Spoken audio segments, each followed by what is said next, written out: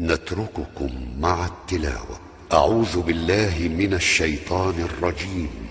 بسم الله الرحمن الرحيم. الحمد لله الذي أنزل على عبده الكتاب ولم يجعل له عوجا قيما لينذر بأسا شديدا من لدنه ويبشر المؤمنين الذين يعملون الصالحات أن لهم أجرا حسنا ماكثين فيه أبدا وينذر الذين قالوا اتخذ الله ولدا ما لهم به من علم ولا لآبائهم كبرت كلمة تخرج من أفواههم إن يقولون إلا كذبا فلعلك باخع نفسك على آثارهم إن لم يؤمنوا بهذا الحديث أسفا إنا جعلنا ما على الأرض زينة لها لنبلوهم أيهم أحسن عملا وإنا لجاعلون ما عليها صعيدا جرزا أم حسبت أن أصحاب الكهف والرقيم كانوا من آياتنا عجبا إذ أوى الفتية إلى الكهف فقالوا ربنا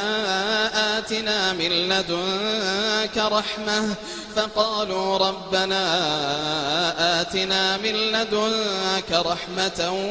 وهيئ لنا من أمرنا رشدا فضربنا على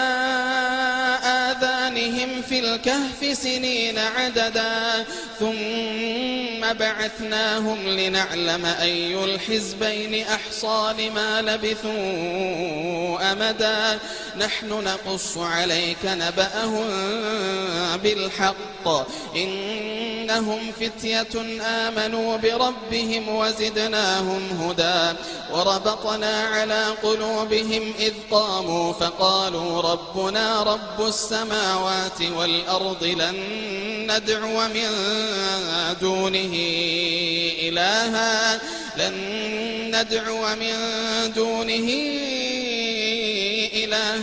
لقد قلنا إذا شططا هؤلاء قومنا اتخذوا من دونه آلهة لولا يأتون عليهم بسلطان بين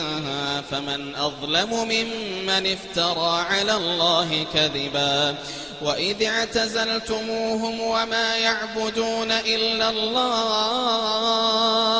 فأووا إلى الكهف ينشر لكم ربكم من رحمته ويهيئ لكم من أمركم مرفقا وترى الشمس إذا طلعت تزاور عن كهفهم ذات اليمين وإذا غربت تقرضهم ذات الشمال وهم في فجوة منه ذلك من آيات الله من يهد الله فهو المهتد ومن يضلل فلن تجد له وليا مرشدا وتحسبهم أيقاظا وهم رقود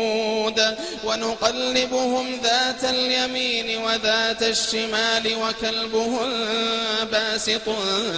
ذراعيه بالوصيد لو اطلعت عليهم لوليت منهم فرارا ولملئت منهم رعبا وكذلك بعثناهم ليتساءلوا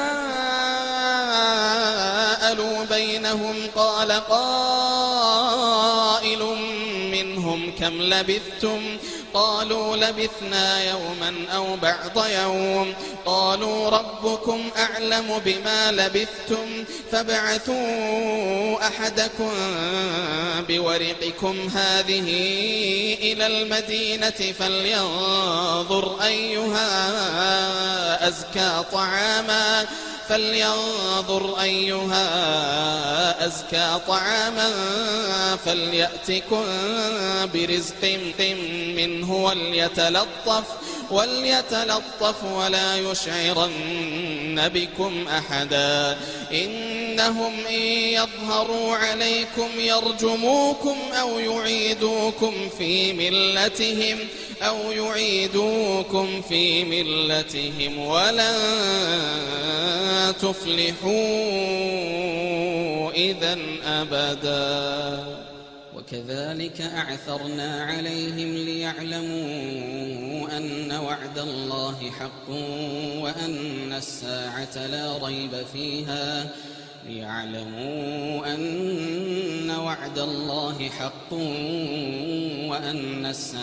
لا ريب فيها إذ يتنازعون بينهم أمرهم فقالوا ابنوا عليهم بنيانا ربهم أعلم بهم قال الذين غلبوا على أمرهم لنتخذن عليهم مسجدا سيقولون 3 رابعهم كلبهم ويقولون 5 سادسهم كلبهم رجما بالغيب ويقولون 7 وثامنهم كلبهم قل ربي أعلم بعدتهم ما يعلمهم إلا قليل فلا تمار فيهم إلا مراء ظاهرا ولا تستفت فيهم منهم أحدا ولا تقولن لشيء إني فاعل ذلك غدا إلا أن يشاء الله ولا تقولن لشيء إني فاعل ذلك غدا إلا أن يشاء الله واذكر ربك إذا نسيت وقل عسى أن يهديني ربي لأقرب من هذا رشدا ولبثوا في كهفهم 300 سنين وازدادوا 9 قل الله أعلم بما لبثوا له غيب السماوات والأرض أبصر به وأسمع ما لهم من دونه من ولي ولا يشرك في حكمه أحدا واتل ما أوحي إليك من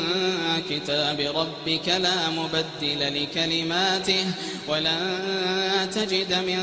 دونه ملتحدا واصبر نفسك مع الذين يدعون ربهم بالغداة والعشي يريدون وجهه ولا تعد عيناك عنهم تريد زينة الحياة الدنيا واصبر نفسك مع الذين يدعون ربهم بالغداة والعشي يريدون وجهه ولا تعد عيناك عنهم تريد زينة الحياة الدنيا ولا تطع من أغفلنا قلبه عن ذكرنا واتبع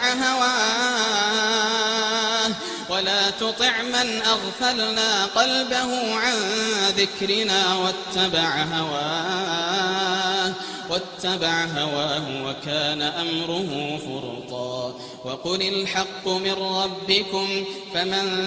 شاء فليؤمن ومن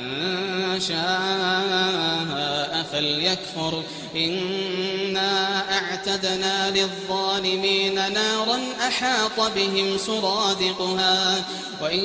يستغيثوا يغاثوا بماء كالمهل يشوي الوجوه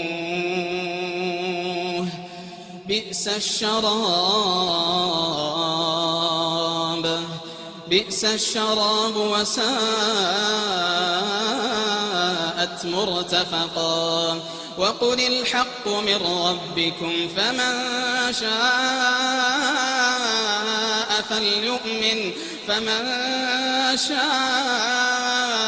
فليؤمن ومن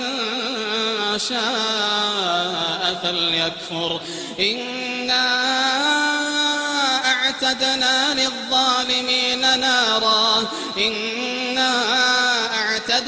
للظالمين نارا أحاط بهم سرادقها وإن يستغيثوا يغاثوا بماء كالمهل يشوي الوجوه إنا أعتدنا للظالمين نارا أحاط بهم سرادقها وإن يستغيثوا يغاثوا بماء كالمهل يشوي الوجوه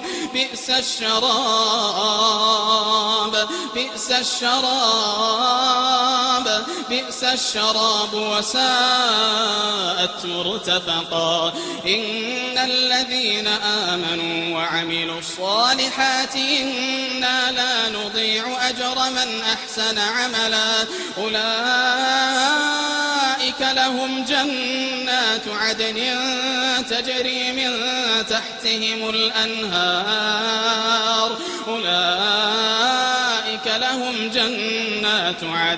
جنات عدن تجري من تحتهم الأنهار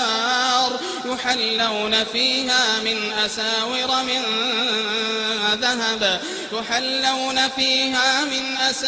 من ذهب ويلبسون ثيابا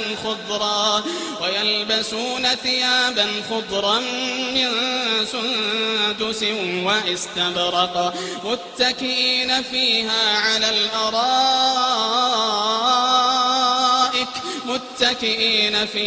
على الأرائك نعم الثواب وحسنت مرتفقا واضرب لهم مثل الرجلين جعلنا لأحدهما جنتين من أعناب وحففناهما بنخل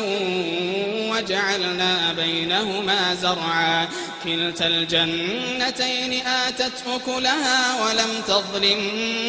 منه شيئا وفجرنا خلالهما نهرا وكان له ثمر فقال لصاحبه وهو يحاوره أنا أكثر منك مالا وأعز نفرا ودخل جنته وهو ظالم لنفسه قال ما أظن أن تبيد هذه أبدا وما أظن الساعة قائمة ولئن رددت إلى ربي لأجدن خيرا منها منقلبا قال له صاحبه وهو يحاوره أكفرت بالذي خلقك من تراب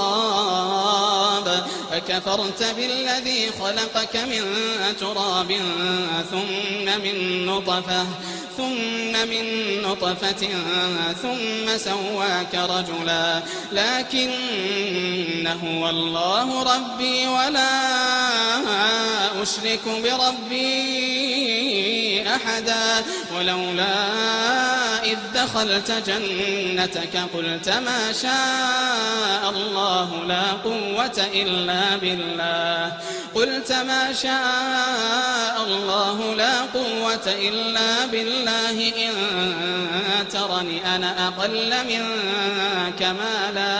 إن ترني أنا أقل منك مالا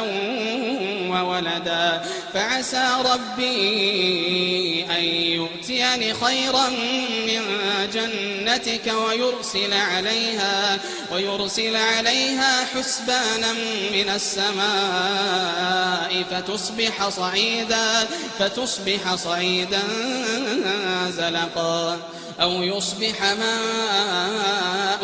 غورا فلن تستطيع له طلبا أو يصبح ماؤها غورا فلن تستطيع له طلبا وأحيط بثمره فأصبح يقلب كفيه على ما أنفق فيها وهي خاوية على عروشها وأحيط بثمره فأصبح يقلب كفيه على ما أنفق فيها وهي خاوية على عروشها ويقول يا ليتني لم أشرك بربي أحدا ولم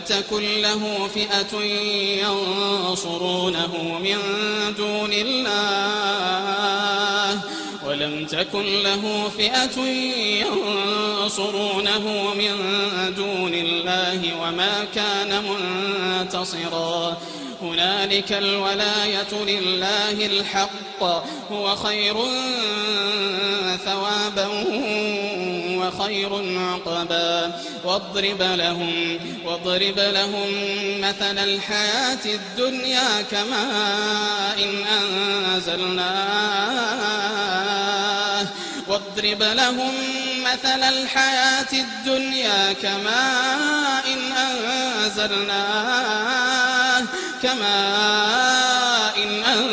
أنزلناه من السماء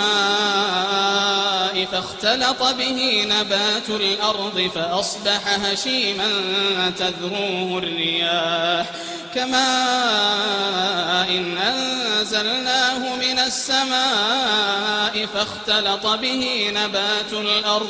فاختلط به نبات الأرض فأصبح هشيما تذروه الرياح وكان الله على كل شيء مقتدرا المال والبنون زينة الحياة الدنيا والباقيات الصالحات خير عند ربك ثوابا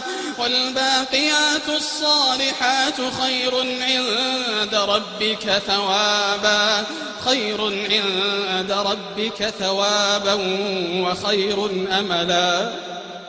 ويوم نسير الجبال وترى الأرض بارزة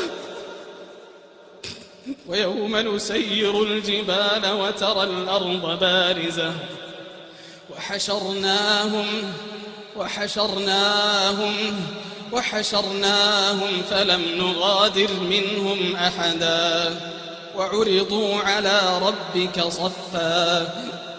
وعرضوا على ربك صفا لقد جئتمونا كما خلقناكم أول مرة بل زعمتم أن لن نجعل لكم موعدا ووضع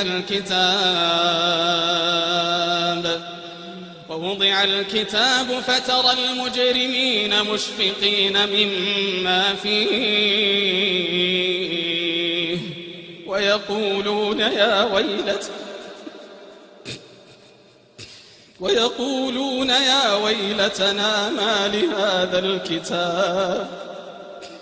ويقولون يا ويلتنا ما لهذا الكتاب لا يغادر صغيرة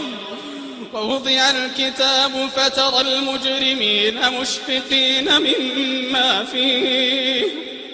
ويقولون يا ويلتنا ما لهذا الكتاب لا يغادر صغيرة ولا كبيرة إلا أحصاها ووجدوا ما عملوا حاضرا ولا يظلم ربك أحدا وإذ قلنا للملائكة اسجدوا لآدم فسجدوا إلا إبليس كان من الجن ففسق عن أمر ربه أفتتخذونه وذريته أولياء من دوني وهم لكم عدو بئس للظالمين بدلا ما أشهدتهم خلق السماوات والأرض ولا خلق أنفسهم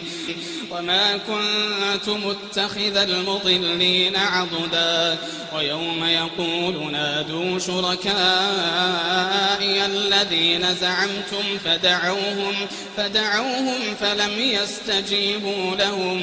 فدعوهم فلم يستجيبوا لهم وجعلنا بينهم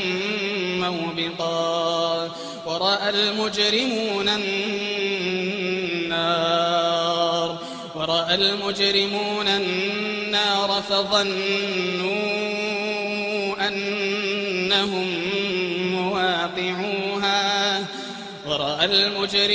النار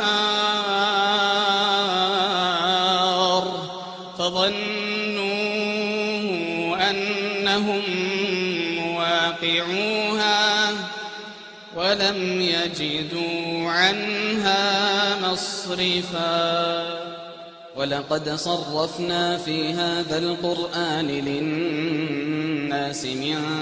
كل مثل وكان الإنسان أكثر شيء جدلا وما منع الناس أن يؤمنوا إذ جاءهم الهدى ويستغفروا ربهم إلا أن تأتيهم سنة الأولين أو يأتيهم العذاب قبلا وما نرسل المرسلين إلا مبشرين ومنذرين ويجادل الذين كفروا بالباطل ليدحضوا به الحق واتخذوا آياتي وما أنذروا هزوا ومن أظلم ممن ذكر بآيات ربه فأعرض عنها ونسي ما قدمت يداه إنا جعلنا على قلوبهم أكنة أن يفقهوه وفي آذانهم وقرا وإن تدعهم إلى الهدى فلن يهتدوا إذا أبدا وربك الغفور ذو الرحمة لو يؤاخذهم بما كسبوا لعجل لهم العذاب بل لهم موعد لن يجدوا من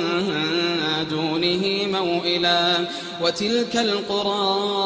أهلكناهم لما ظلموا وجعلنا لمهلكهم موعدا وإذ قال موسى لفتاه لا أبرح حتى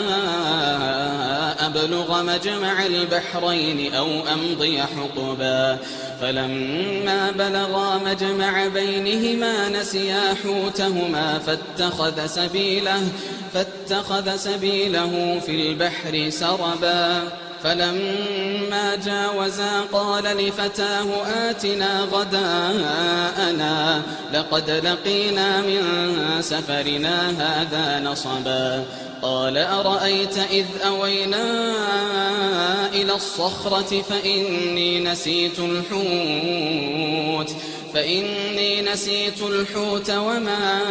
أنسانيه إلا الشيطان أن أذكره واتخذ سبيله في البحر عجبا قال ذلك ما كنا نبغ فارتدا على آثارهما قصصا فوجدا عبدا من عبادنا آتيناه رحمة من عندنا وعلمناه من لدنا علما قال له موسى هل أتبعك على أن تعلمني مما علمت رشدا قال إنك لن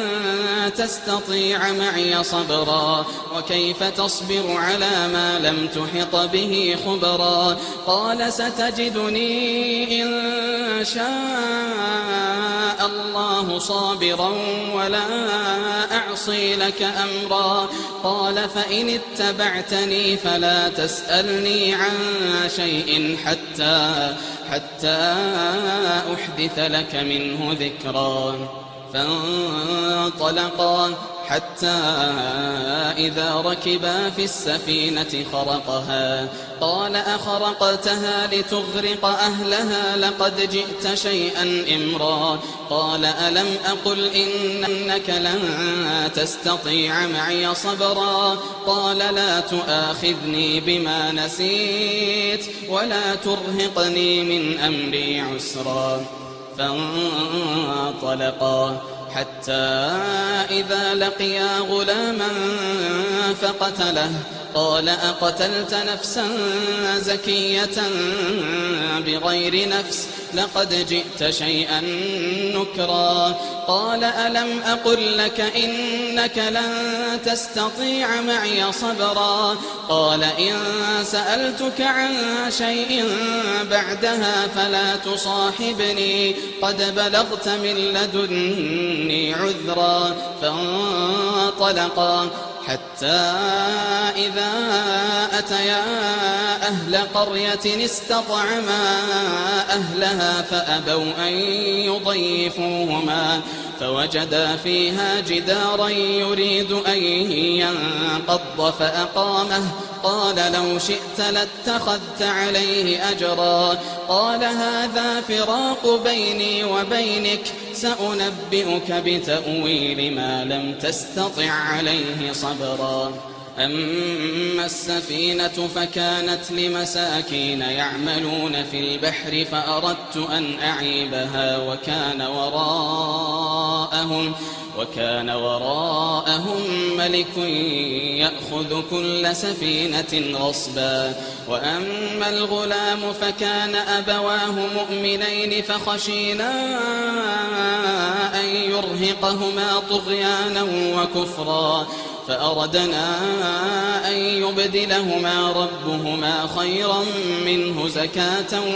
وأقرب رحما. وأما الجدار فكان لغلامين يتيمين في المدينة وكان تحته كنز لهما وكان أبوهما صالحا فأراد ربك أن يبلغا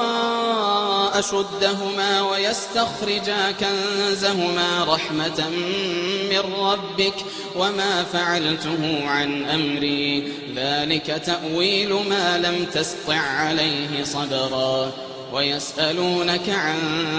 ذي القرنين قل سأتلو عليكم منه ذكرا. إنا مكنا له في الأرض وآتيناه من كل شيء سببا فأتبع سببا حتى إذا بلغ مغرب الشمس وجدها تغرب في عين حمئة ووجد عندها قوما قلنا يا ذا القرنين إما أن تعذب وإما أن تتخذ فيهم حسنا. قال أما من ظلم فسوف نعذبه ثم يرد إلى ربه فيعذبه عذابا نكرا. وأما من آمن وعمل صالحا فله جزاء الحسنى وسنقول له من أمرنا يسرا. ثم أتبع سببا حتى إذا بلغ مطلع الشمس وجدها تطلع على قوم لم نجعل لهم من دونها سترا. كذلك وقد أحطنا بما لديه خبرا. ثم أتبع سببا حتى إذا بلغ بين السدين وجد من دونهما قوما لا يكادون يفقهون قولا. قالوا يا ذا القرنين إن يأجوج ومأجوج مفسدون في الأرض فهل نجعل لك خرجا على أن تجعل بيننا وبينهم سدا قال ما مكني فيه ربي خير فأعينوني بقوة أجعل بينكم وبينهم ردما آتوني زبر الحديد حتى إذا ساوى بين الصدفين قال انفخوا حتى إذا جعله نارا قال آتوني أفرغ عليه قطرا فما استطاعوا أن يظهروه وما استطاعوا له نقبا قال هذا رحمة من ربي فإذا جاء وعد ربي جعله دكا وكان وعد ربي حقا وتركنا بعضهم يومئذ يموج في بعض ونفخ في الصور فجمعناهم جمعا وعرضنا جهنم يومئذ للكافرين عرضا الذين كانت أعينهم في غطاء عن ذكري وكانوا لا يستطيعون سمعا أفحسب الذين كفروا أن يتخذوا عبادي من دوني أولياء إنا أعتدنا جهنم للكافرين نزلا قل هل ننبئكم بالأخسرين أعمالا الذين ضل سعيهم في الحياة الدنيا قل هل ننبئكم بالأخسرين أعمالا الذين ضل سعيهم في الحياة الدنيا وهم يحسبون أنهم يحسنون صنعا أولئك الذين كفروا بآيات ربهم ولقائه فحبطت أعمالهم فلا نقيم لهم يوم القيامة وزنا ذلك جزاؤهم جهنم بما كفروا واتخذوا آياتي ورسلي هزوا إن الذين آمنوا وعملوا الصالحات كانت لهم جنات الفردوس نزلا خالدين فيها لا يبغون عنها حولا قل لو كان البحر مدادا لكلمات ربي لنفد البحر قبل أن تنفد كلمات ربي ولو جئنا بمثله مددا قل إنما أنا بشر مثلكم يوحى إلي أنما إلهكم إله واحد فمن كان يرجو لقاء ربه فليعمل عملا صالحا ولا يشرك بعبادة ربه أحدا.